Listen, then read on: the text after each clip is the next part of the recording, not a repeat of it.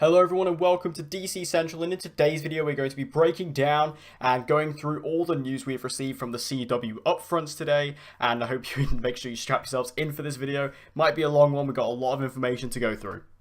So the CW Upfronts were today, and if you don't know what the CW Upfronts are, they're basically this big TV event for the CW where they go through and basically discuss what's going to be going on for the following year for the entire channel and the entire network. And also, I'm not 100% sure if the CW Upfronts have actually finished as of recording this video, so there may be more information that comes out for that. Make sure you stick around for the podcast as well, because I'll be covering all this news and also any additional news that may come out in the next few hours, because like I say, I'm not sure if this is fully wrapped up yet, but anyway, there's a lot to go through for both, all the Arrowverse shows, and especially, in particularly, Batwoman.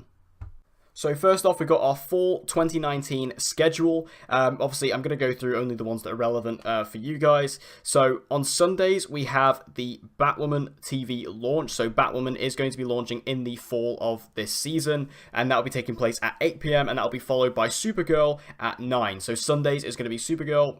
It's going to be sticking on Sundays, and it's going to be joined by Batwoman. So, that'll be Batwoman at 8, Supergirl at 9 for Sundays. So, clearly Sundays is working for the CW, and, clearly Supergirl is working in that slot, so they're going to keep it there. I'm interested that they've moved it to 9. I thought that would have been the other way round. I thought they would have put Supergirl at 8 and Batwoman at 9, given the tone of the two shows, and also given the fact that Supergirl could use its viewers to bolster Batwoman. But I guess they're not doing that. They're doing it the other way around, which does surprise me, but we'll have to wait and see how that works out for them. And then on Mondays, if there's any Black Lightning viewers watching this, Monday is going to be Black Lightning at 9. I've kind of dropped off Black Lightning in Season 2, so I'm probably not going to come back for Season 3 personally. And then Tuesdays is going to be The Flash at 8, and that's going to be followed by Arrow at 9. So Flash is staying in the same position it's been at, pretty much from the beginning, which is Tuesdays at 8 p.m. But Arrow is now moving to Tuesdays and is going to be taking place after The Flash at 9. So overall, I'm not too happy with the schedule, just because it's a bit of a pain in the arse as a Arrowverse content creator, because we have Batwoman and Supergirl on the same night, and then we have Arrow and the Flash on the same night. It's a bit of a pain in the arse, but we'll make it work. And then you're probably wondering, where's Legends of Tomorrow? Well, Legends of Tomorrow has actually been confirmed to be returning in the mid-season, so we're not actually going to be seeing Legends in the fall. It's going to come back in January. And I guess that might be because they might be reducing Legends episodes again. I'm not too sure. There's been no confirmation of that. I'm just speculating there. I have a feeling that Legends episodes are going to be reduced even further, and I think it's very likely that we could see all the other shows, Supergirl, Batwoman, The Flash, and Arrow all get their episodes. Well, Arrow has obviously got an episode reduction. That's obviously at 10 episodes. Batwoman, I'm going to say, is likely to be around 13 episodes. But Supergirl and The Flash, which has obviously been at 22 episodes this season, I think we could see dial back down to potentially around 16 to 18 episodes. We'll have to wait and see. That, again, there's no confirmation of that. That is me purely speculating. But that is the schedule anyway. Sundays at 8 p.m. Batwoman. Sundays at 9 p.m. Supergirl. Mondays at 9 p.m. Black Lightning. Tuesdays at 8 The Flash. And then Tuesdays at 9 Arrow. Now, moving over to some Arrow news. We did get some Arrow news regarding Season 8. They released a synopsis for Season 8, which I'm not going to go fully into because half the synopsis is just a typical Arrow synopsis. But I will read the bottom bit of it, which does actually kind of, go into some stuff for Season 8. Oliver will find himself pit against his most challenging battle yet, one that will leave the multiverse hanging in the balance. In Arrow's final season, Oliver Queen is forced to confront the reality of what it means to be a hero. So, not really much to go off of there. It's basically just saying that Oliver Queen is going to be dealing with the multiverse in the final season, which obviously we all kind of speculated based on the season 7 finale. So this is all going down, and that is also just, a very basic bare bones synopsis for what we got for Arrow Season 8. Now, it was also confirmed that following the 8th season of Arrow, that we will be getting an Arrow retrospective, where we're going to be seeing all the cast members and all the crew members talking about, the history of the show and going through, all of its great moments and things like that, which for me personally, with Arrow being my favorite TV show of all time, I am incredibly excited to see. I'm really happy about this. I want to see, which cast members they bring back and who's going to be talking about it, talking about the legacy of the show. Obviously, not only was this a revolutionary show for superhero TV, but it also launched this entire TV universe of the Arrowverse. Without Arrow, we would not have the Arrowverse. So, I think it's going to be a really interesting and exciting and insightful, kind of thing. I'm not quite sure if it's like a documentary or if it's a episode length type thing, or if it's a movie kind of thing. I don't know exactly what's going on, but it's being described as a retrospective. So I'm personally, as an Arrow fan, incredibly excited to see this.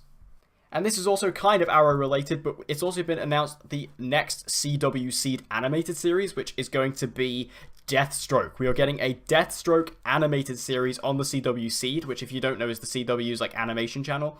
And we've seen previous shows in the Arrowverse get the animated treatment. We've had Vixen and we had Freedom Fighters the Ray. Vixen is very good, Freedom Fighters the Ray not so much. But we are now getting a Deathstroke series on the CW Seed. Personally, obviously, I would have loved to have seen a live action series, but given the fact that this is a animated series, I'm still incredibly excited. And given the fact that this is obviously taking place on the CW Seed, this is within the Arrowverse, I'm assuming that means they're going to bring Monu Bennett back, who of course played Deathstroke in Arrow, to voice him. So that is incredibly exciting. I can't wait to see Slade get his own series. Hopefully this takes place, I don't know if this is going to take place as like an origin series, or if this is going to be, taking place after what we saw in Arrow season 6. Maybe he's looking for Joey, who knows. But I'm still incredibly excited about this. I think this is a great idea. I wonder if this means we'll ever actually see Slade within the final season of Arrow. I really hope so, but personally, I'm not really holding out too much hope for that. And finally, moving over to Batwoman, we got a lot of news about Batwoman. Not only is it going to be premiering on Sunday nights at 8 PM in the fall, but we also got a couple of new stills, which I'll put on screen now. These stills are very cool. I really like these. They do look pretty good. Obviously, we have one with just her sort of stood around in the streets of Gotham. I'm wondering where they filmed this, like if they filmed this in Chicago, which is where they filmed Gotham in the Elseworlds crossover, or if they're filming it in Vancouver. I'm not too sure. If you know that, make sure you let me know. But also, one of the stills as well, we actually get to see the Batsuit as well, which is really cool. This Batsuit isn't the actual technical Batsuit that Batman wears, I guess, based on the trailer, which we'll get to in a minute. But it was still really cool just to see these shots and just get our first little flavour of what the Batwoman show is actually going to look like. We did also get a synopsis for Batwoman, which is quite a long one, so here we go. Kate Kane never planned to be Gotham's new vigilante. 3 years after Batman mysteriously disappeared, Gotham is a city in despair. Without the Capes Crusader, the Gotham City Police Department was overrun and outgunned by criminal gangs. Enter Jacob Kane. And his military-grade Crow's private security, which now protected the city with an omnipresent firepower and militia. Years before, Jacob's first wife and daughter were killed in the crossfire of Gotham crime. He sent his only surviving daughter, Kate Kane, away from Gotham for her safety. After a dishonorable discharge from military school and years of brutal survival training, Kate returns home when the Alice in Wonderland gang targets her father and his security firm by kidnapping his best Crow officer, Sophie Moore. Although remarried to wealthy socialite Catherine Hamilton Kane, who bankrolls the Crows, Jacob is still struggling with the family he lost while keeping Kate, his daughter that he still has, at a distance. But Kate is a woman who's done asking for permission. In order to help her family and her city, she'll have to become the one thing her father loathed, a Dark Knight vigilante.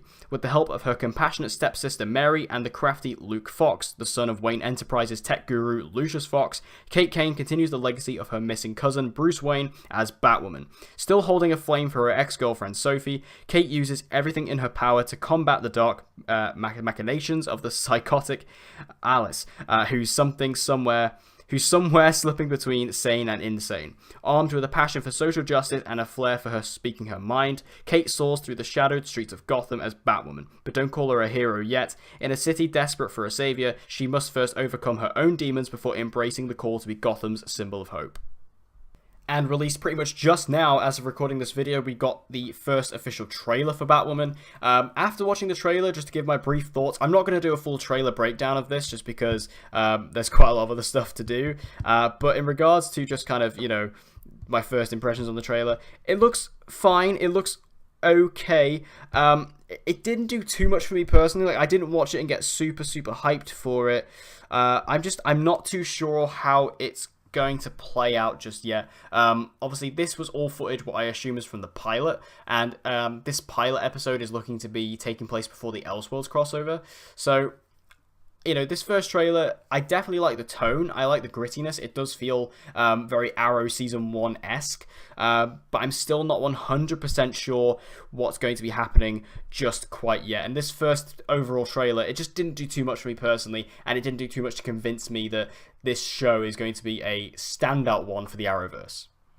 And finally, we got some information on Crisis on Infinite Earths. I was just about to finish wrapping up recording this, but I just quickly checked Twitter to see if there was anything else, and yes, there was.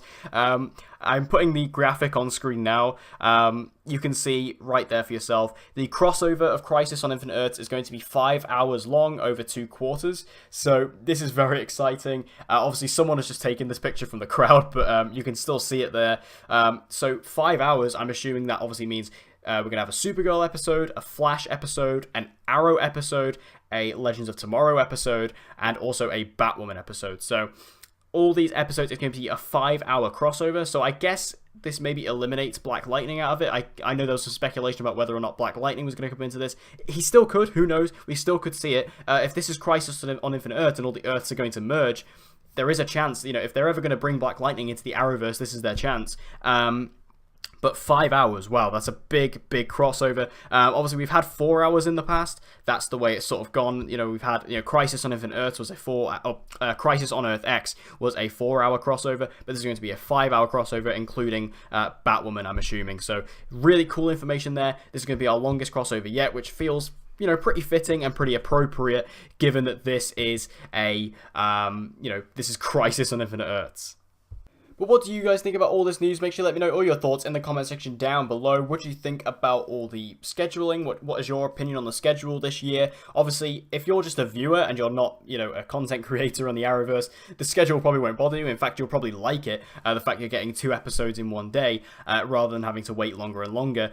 But just for me personally, as a content creator, it's a bit annoying. But also what's your opinion on the Arrow news, the Arrow retrospective, the CW Siege show we're getting, and also all the Batwoman news and the Crisis news. Make sure you let me know all your thoughts. And also, I'm sorry if I miss anything that comes out later. Again, there's literally just news coming out of this as I'm speaking, as I'm recording this video. So there may be stuff that I have missed. But again, make sure you come back for the podcast, which will be out in a couple of days, to check that out, because there will be all the information on there. But thank you guys for watching. I hope you enjoyed this video. If you did, please give it a like. It'll help me out a lot. And share this video with anyone and everyone you know who loves DC TV and get them to join the community. And as always, guys, if you want to see more, make sure you subscribe and hit the notification bell so you don't miss an upload. And I hope to see you guys again in the next one.